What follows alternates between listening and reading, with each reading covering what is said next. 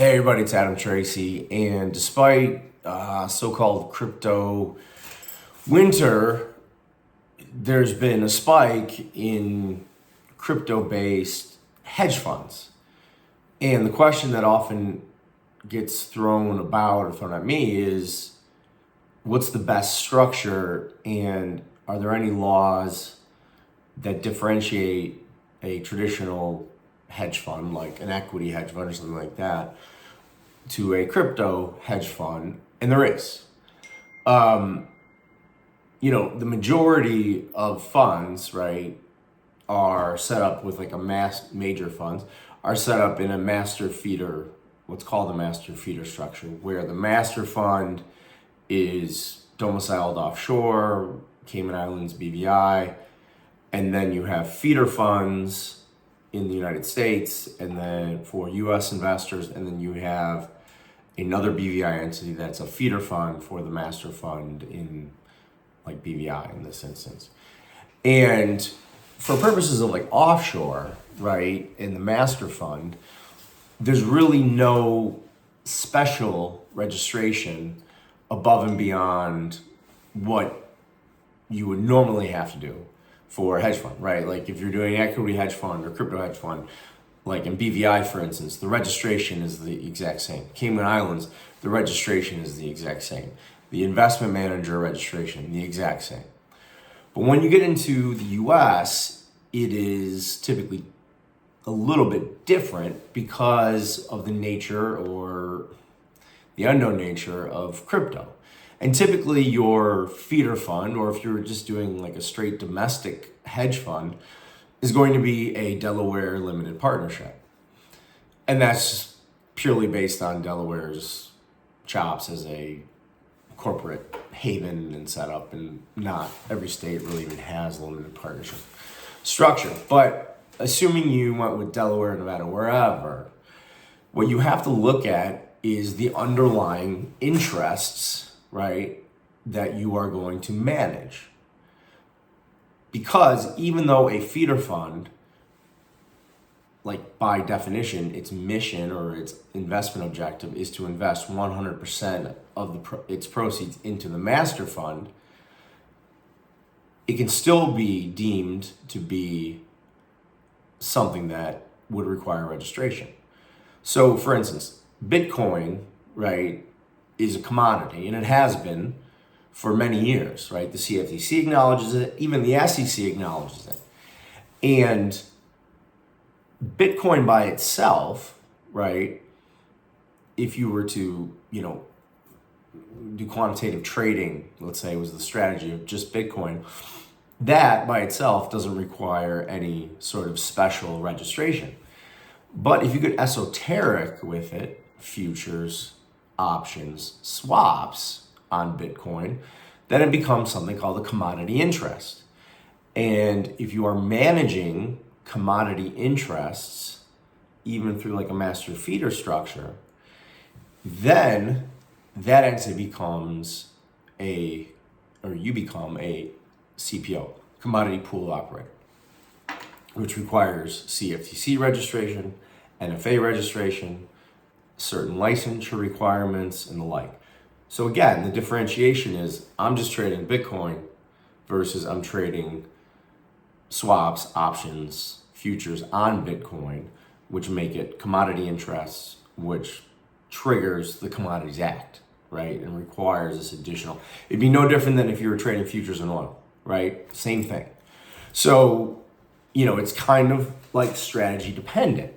And then you get into this you wade into these like murky waters, and you don't know. Like Ethereum was always kind of riding Bitcoin's coattails in the sense that it was also a commodity, but the SEC's position is, well, if you went through an ICO, you're a security, which by itself, right, like if you're trading security tokens, doesn't require any extra registration until you meet certain thresholds in terms of size.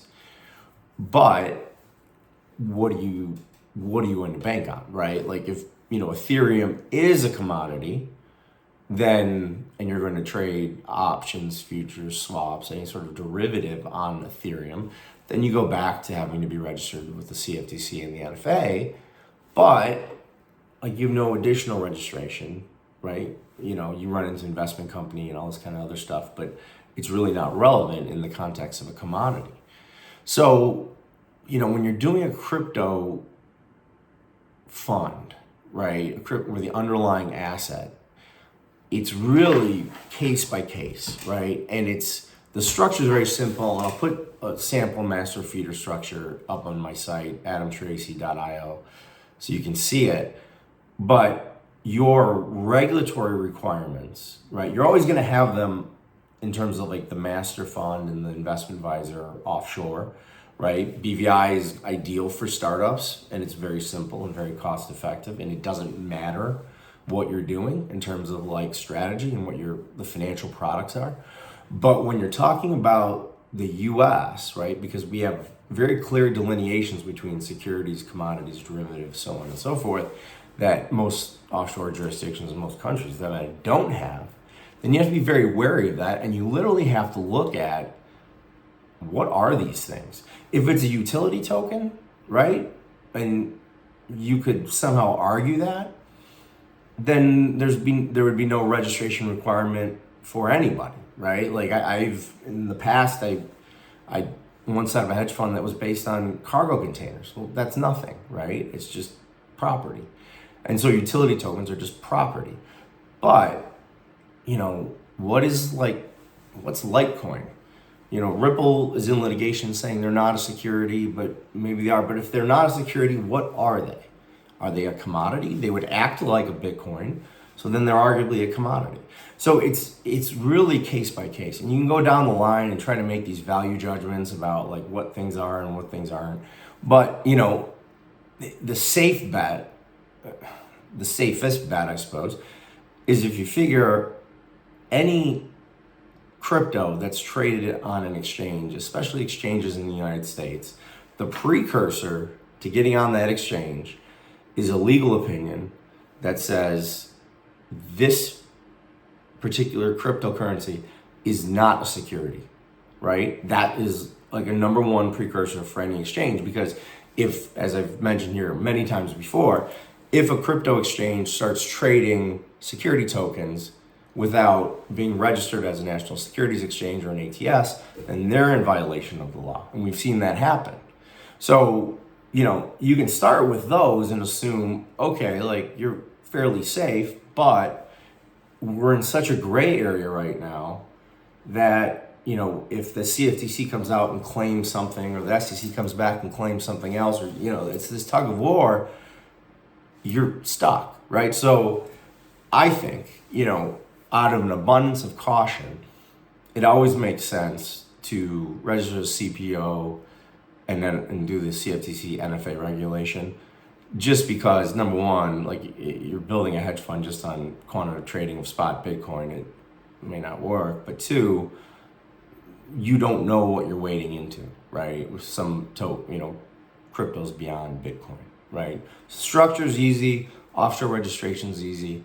When you get to the US, it is a complete free for all, and nobody, probably including myself, knows exactly where it's headed. So that's my take. You have questions, always hit me up, Adam at adamtracy.io, and I'll talk to you next time. Cheers.